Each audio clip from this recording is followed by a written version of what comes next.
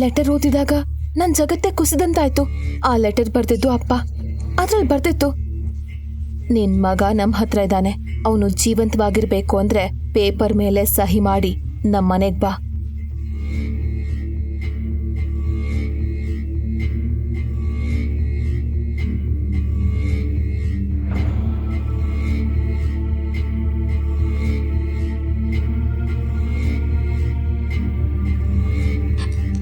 ಏನಾದ್ರೂ ಮಾಡ್ಬೇಕು. ಆದ್ರೆ ಅಲ್ಲಿ ನನಗೆ ಯಾರೂ ಪರಿಚಯ ಇಲ್ಲ. ಆಗ ಸಂಗಮ್ ನೆನ್ಪಿಗೆ ಬಂದ್ರು. ನಾನು ಅವ್ರಿಗೆ ಫೋನ್ ಮಾಡಿದೆ.